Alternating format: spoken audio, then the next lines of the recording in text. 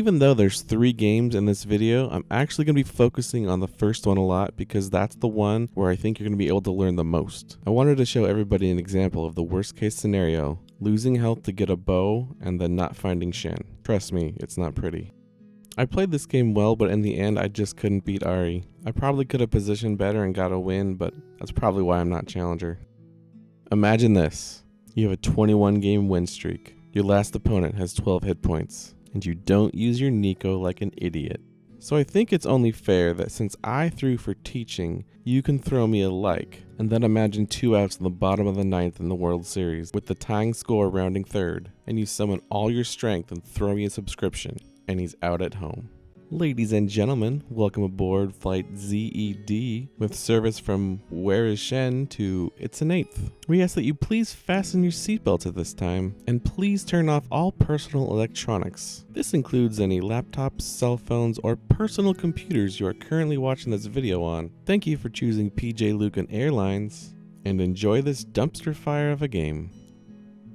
Starting out, we have a really weak board, so I probably should have sold all my units to make 10 gold. I figured I had 2 options here. I could go for the Garen and Hecarim to get Vanguard and keep in that Diana 2, or I have a Jarvan here and I could pair that with the Elise to make Keeper. And then the more I think about it, I think, hey, why not just combine the 2? Best of both worlds. I don't know if that was a bad Trump or a bad Mafia boss, but moving on. I end up with Keeper Vanguard and I put it toward the front because the whole team is basically a big meat shield and I want to attack as soon as possible. And I do the diamond formation so I get 2 shields. If anybody was curious, step 1 on how to tilt. Remember that you need a belt so you can make Zeeks, but forget that you have a glove on the Hecarim already. I'd like to say this is part of the plan to throw, but this was just a case of me getting early onset Alzheimer's. It runs in the family, and this even turns out to be a 2-for-1 special. It ruins a potential Zeeks and QSS all at once. I'm not going Moonlight because this is a Zed video, and I also can't make 20 gold, and there's really no reason to go to 5 because just putting in an extra Elise or TF isn't going to do me any good. So Vanguard Keeper it is.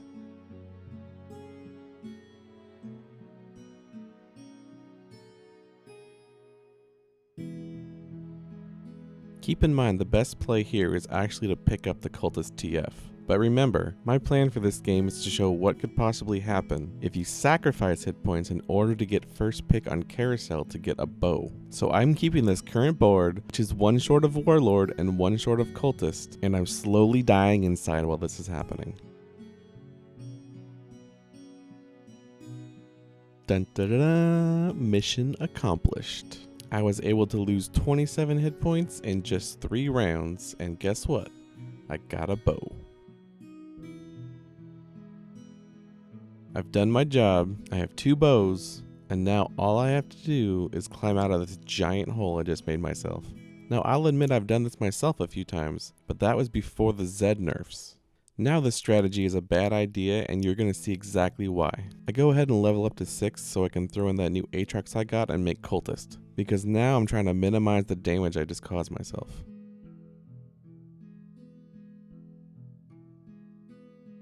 Here we go. The 4-1 roll down. The problem is I only have 3 out of the 7 units that I need. I'm able to find 6 cultists pretty quickly, so I try to maintain my gold as close to 50 as possible so I can roll on interest. I'm able to find Eve and Pike, but those don't really matter because my main goal is to find Shen and Kennen. I'm a little slow at getting the RFC on Zed, and I don't even put the Zeeks on someone. This guy actually has a cultist Pike in his lineup. This allows him to get cultists with only 6 units in. The better move for him would have been to put in Eve over Elise because that would give Zed shade. He's also only giving Keeper to 2 of his units. As you can see though, his 3 cultists beats my 6 because he has 4 ninja to back it up. And that's 1 less Shen from the pool.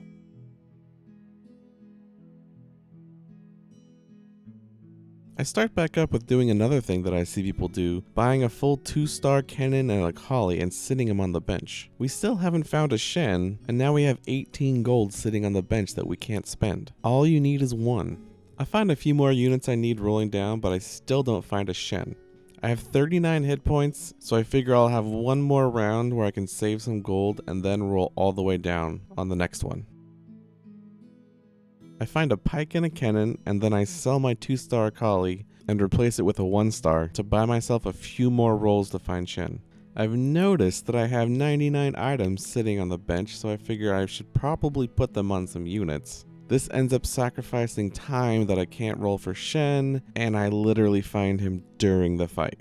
So my board at stage 4-3 has 3 2-star units and is about to get demolished. Now you can imagine if I found Shen right away at 4-1, none of this would have happened. Look at that other guy we fought. Even though he was only level 6, he had all the units he needed. And if you looked at his bench, he had an extra bow. That means if he would have held off making Hurricane, he would have had an RFC. And he didn't sacrifice 50 hit points like we did. You see what I'm getting at here? I was able to snatch up a Zir on the carousel, so we have that going for us, and I'm going to throw it in over the Elise. But with all the time I have to spend on switching out units and putting on items, I don't have any more time to roll. This leaves me stuck with a 1-star Zed, Akali, Shen, and Kennen. And the biggest factor in this whole thing is I have 15 hit points. Okay, everybody close your eyes and think of Lose Yourself by Eminem. Because my palms are sweaty, my knees are weak, and my arms are heavy. Something about mom's spaghetti. And we got one shot.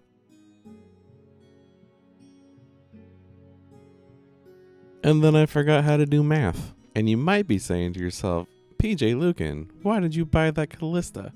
You can't afford that. Just put the Z in. And I would say back to you, well, kind sir, or ma'am, or whatever the latest hip gender type is. A Z isn't going to do anything for me, but I was trying to fit in cultist. To which you might respond, well then why didn't you sell your 2-star Z and put in the 1-star? Silly. And I would say, really? This game is over, bro.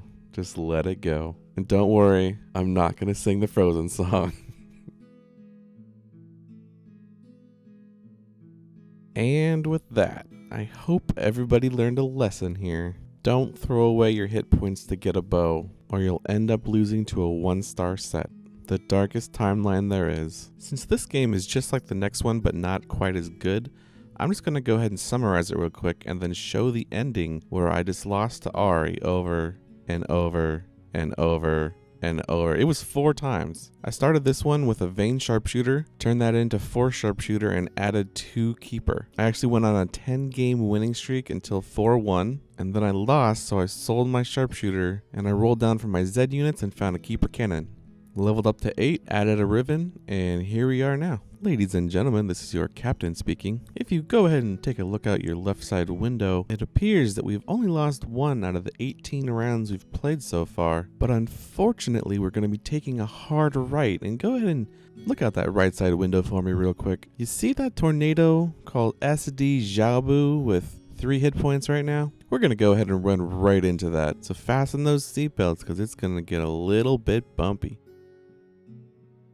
Don't you worry, however, we have it covered. We're just gonna blow this tornado right out of the sky with a Shen 2 fighter pilot and a chosen Dusk Lilia bomber jet, because that's the American way. Here we go.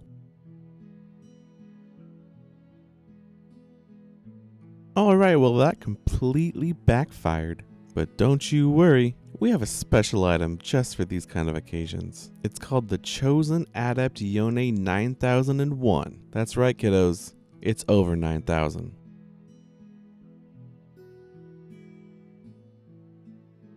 As you can see, although this was an Ahri comp, Yumi 3 was doing all the hard lifting. I can't really be too mad because how often do you actually run into a Yumi 3? It's almost like seeing a unicorn in the wild. I mean, it kills you, but at least you have fun dying in the process.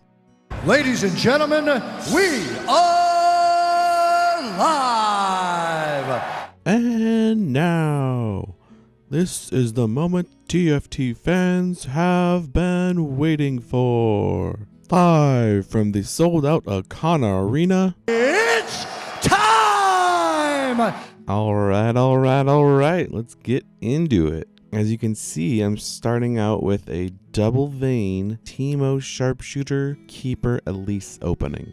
Since I'm on an early win streak, I went ahead and leveled up to 5 and threw in a random Zed I found. The long con is to put in these 2 other cultists at 6. So here I go killing again. I found Eve, so I sold off one of the veins and put Zed in and have Shade now. This is the last pick on carousel, so I picked up an armor to make a Sunfire on my Elise.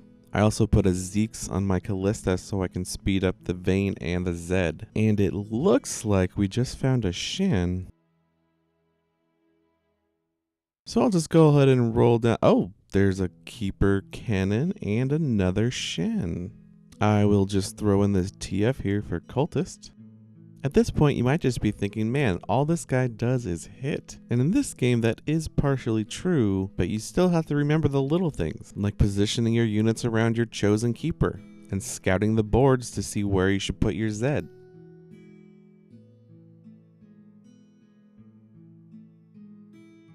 In this case, I keep my old Cannon 2 because my plan is to actually go for Cannon 3. It's almost like I timed that perfectly. And while I'm at it, I might as well add a Zillion too. Not a big deal. I mean, if you haven't noticed, I'm still running a level 1 Zed. Someone's gotta carry this team. You're probably thinking to yourself, okay, if your team's so great, where's your Yone? Boom shakalaka. I've gotta take out a 5-cost unit to put in another 5-cost unit. First world problems, am I right? So basically a bunch of rounds go by and I still haven't lost. And I'm trying to hit another Yone or Ezreal so I can Nico it for a 2-star. Meanwhile, I could easily just Nico my Zed, have a 2-star Zed, and 100% win all the rounds. I even find a Azir and 2-star Shen, and then I think, hey, you've won 21 rounds in a row. Why don't you just switch everything up for no reason and put in this stupid Irelia over Pyke? That's a good idea, since, you know, 3 Adept with a 1-star Irelia and a 1-star Yone is better than 2-star Assassin Cultist, you moron. At this point, I would invite you to stand up and point and laugh at your monitor as you watch this precious 21 win streak turn into a dirty 1 loss streak, as my opponent, so aptly named Hell on You, crushes my dreams. All of my clickbait titles were turned to dust. I throw in a 1-star Kayn, which will do absolutely nothing, but at this point I don't care anymore. I find another Azir so I can actually use my Nico, which at this point I don't deserve anyways, and I end up with the saddest 88 hit point victory you'll ever see. So I ask you, dear viewer, if you can find it in your heart to dig down real deep and give this poor broken person one more sub. Thank you, and good night. It's time!